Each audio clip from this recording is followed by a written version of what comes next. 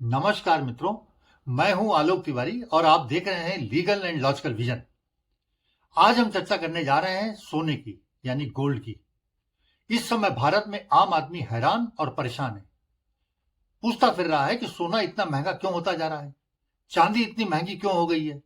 आम आदमी भी इसलिए परेशान है कि वह शादी ब्याह में सोने के आभूषण अपने पुत्र या पुत्री को देकर के उसे आर्थिक रूप से मजबूत बनाने का प्रयास करता था। आर्थिक रूप से कमजोर सासें भी, जो अपनी बहुओं को सोने के आभूषण नहीं दे पाती थी, वो चांदी की पायलें देकर के शगुन पूरा कर लिया करती थी। लेकिन चांदी के भी दाम आसमान छू रहे हैं। महिलाएं भी परेशान है। महिलाएं अपनी मजबूती भी अपने पास उपलब्ध सोने के जेवरों की मात्रा से ही करती थी कि कितना जेवर है, और इसे उनके पति भी नहीं ले सकते थे, क्योंकि भारत का कानून इसे स्पष्ट रूप से स्त्री धन मानता है, जिस पर एकमात्र स्त्री का ही अधिकार होता है।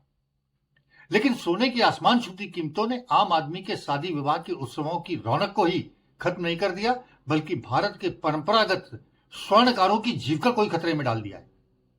कल तक एक ज्वेलर्स जो अपनी दुकान में आने वाले ग्राहकों को फलों का जूस पिलाकर के स्वागत करते थे, उन्होंने तो अब उसी अपनी ज्वेलर्स की दुकान में फलों का कारोबार खोल दिया है। स्थिति इतनी विकट है, और स्थिति इतनी विकट है कि किसी सुनार की दुकान से शुरू हुई कहानी ये कहानी नहीं है, बल्कि यह कहानी शुरू होती है विश्व राजनीति के प्रतिबंधों से, शक्ति और सत्ता के संघर्षों से, और उस सच्चाई से जिसे दुनिया अब मजबूरी में स्वीकार कर रही है। जब यूक्रेन के युद्ध के बाद रशिया पर पश्चिम देशों ने प्रतिबंध लगाए, तब पहली बार पूरी दुनिया ने अपनी आंखों से देखा कि किसी संप्रभु देश का अरबों डॉलर का निवेश, जो उसके द्वारा तथाकथित सुरक्षित विदेशी बॉन्ड्स और बैंकों में रखा गया था, एक झटके में फ्रीज कर दिया गया।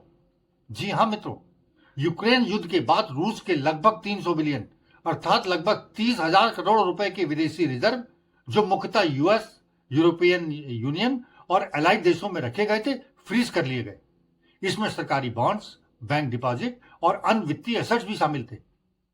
रूस का अपना ही पैसा अपने लिए किया गया था निवेश, और वो अपने ही नियंत्रण में उसके नहीं रहा, क्योंकि उसके देश का पैसा यूनाइटेड स्टेट्स और यूरोप की वित्तीय व्यवस्था में फंस करके रह गया, जो उसने अपने कठिन समय के लिए अपने देश की सुरक्षा की दृष्टि से एक समर्थ और शक्तिशाली देश यूएसए के ट्रेजरी बॉन्ड्स में निवेश करके रखा हुआ था। यहीं से वैश्विक वित्तीय व्यवस्था का नकाब उतर जाता है।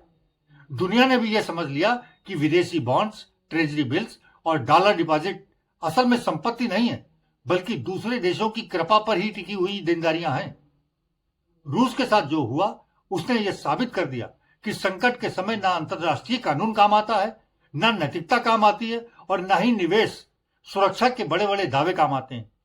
जब चाहो जहां चाहो पैसा रोक दिया जा सकता है। यही वह क्षण था जब देशों ने तय कर लिया कि अब उन्हें वह संपत्ति चाहिए जिसे कोई फ्रीज ना कर सके, कोई जब्त ना कर सके, और जिसकी चाबी किसी विदेशी बैंक और किसी विदेशी देश की शक्ति के पास ना हो। और मित्रों, वह संपत्ति है सोना। सोना किसी सरकार का वादा नहीं है, किसी केंद्रीय बैंक की देनदारी नहीं है, और किसी राजनीतिक गठबंधन का मोहताज भी नहीं है।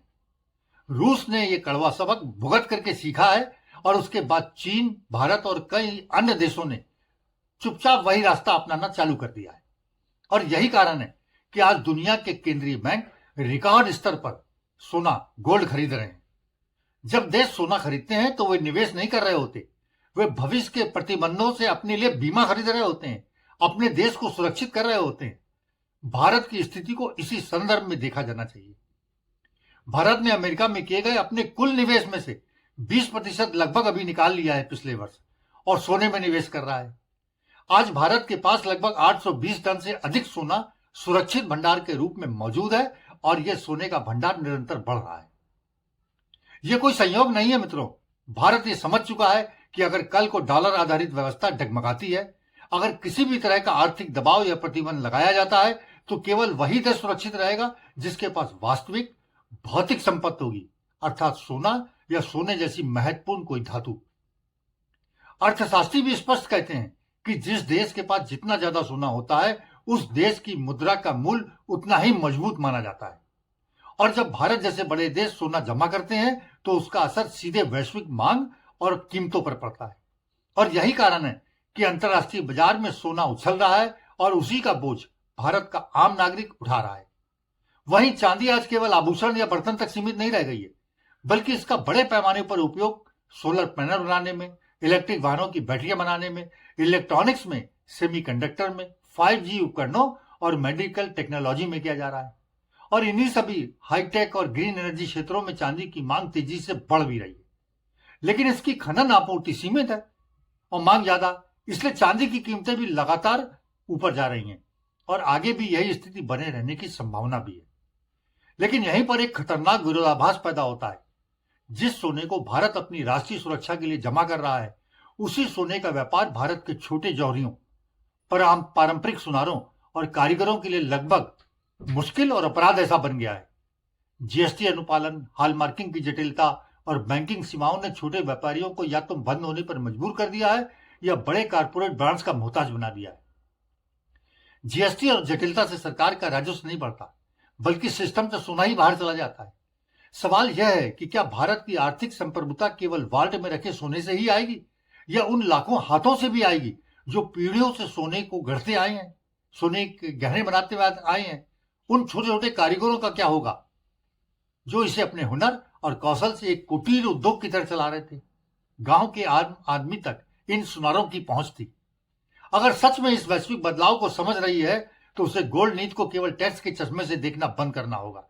सरकार को यह स्वीकार करना होगा कि ज्वेलरी सेक्टर कोई लग्जरी नहीं है, बल्कि भारत की जीवित अर्थव्यवस्था है। छोटे जौहरियों के लिए अलग, सरल और भरोसेमंद ढांचा बनाना ही होगा, जिसमें डर ना हो, सम्मान हो। गोल्ड मोनेटाइजेशन स्कीम्स को केवल बैंक की फाइलों से निकालकर ज्वेलर्स के माध्यम से लागू करने की योजना बनानी ही होगी, ताकि सोना भी सिस्टम में आए और परंपरागत ज्वेलर्स का व्यापार भी बचा रहे। इसके साथ साथ सरकार को यह भी समझना होगा कि अगर बड़े बड़े देशों के प्रतिबंधों ने दुनिया को सोने की ओर धकेला है, तो भारत को अपने भीतर प्रतिबंध जैसी नीतियां नहीं बनानी चाहिए। नियम सुधार के लिए होते हैं, सफाया करने के लिए नहीं। दुबई, सिंगापुर जैसे देशों में गोल्ड ट्रेड पर न्यूनतम टैक्स है, सरल कंप्लायंस भी है। अगर छोटे जौहरी खत्म हो जाएंगे तो सोने का कारोबार कुछ कारपोरेट हाथों तक ही सिमट जाएगा और यह न तो रोजगार के लिए अच्छा होगा और न सामाजिक संतुलन के लिए। एक पूरी कारीगरी की परंपरा टूट जाती है। छोटे ज्वेलर्स को भी विविधता अपनानी होगी। वे नकली जेवरों के व्यापार में मुश्किल में पड़ सकते हैं, क्योंकि यहां भी बड़े घरानों ने महंगी मशीनों, आधुनिक तकनीकों और विज्ञापनों से जगह घेर ली है। इसलिए छोटे ज्वेलरों को नकली जेवरों की जगह चांदी के जेवरों के साथ सोने का प्रयोग करके नए रास्ते खोजने होंगे, और वो रास्ते खोजने होंगे जो आम गांव के आदमी की पहुंच में हो और जिस पर आम आदमी का विश्वास बना रहे, तभी वो सफल हो सकेंगे। आज सोने की कीमत हमें एक चेतावनी दे रही है। ये चेतावनी ये नहीं कह रही कि सोना महंगा हो गया, बल्कि ये कह रही है कि दुनिया अस्थिर हो चुकी है। रूस पर लगे प्रतिबंधों ने यह साबित कर दिया है कि आर्थिक आजादी केवल भाषणों से नहीं, वे ठोस संपत्ति से आती है। भारत सही दिशा में बढ़ रहा है, लेकिन अगर इस दिशा में चलते हुए वे अपने छोटे व्यापारियों और कारीगरों को कुचल देता है तो ये रणनीति अधूरी और खोखली रह जाएगी। राष्ट्र वही मजबूत होता है जो बाहर से सुरक्षित हो और भीतर से न्यायपूर्ण भी हो। मित्रों, आपकी इस मामले में क्या विचार है? अपनी राय कमेंट बॉक्स में अवश्य लिखिएगा। और यदि आपको जानकारी अच्छी लगी हो तो वीडियो को लाइक करें, शेयर करें और चैनल को सब्सक्राइब भी करें। हम आपसे फिर मिलते हैं एक नए विषय और विमर्श के साथ। तब तक के लिए जय भारत, वंदे मातरम, धन्यवाद।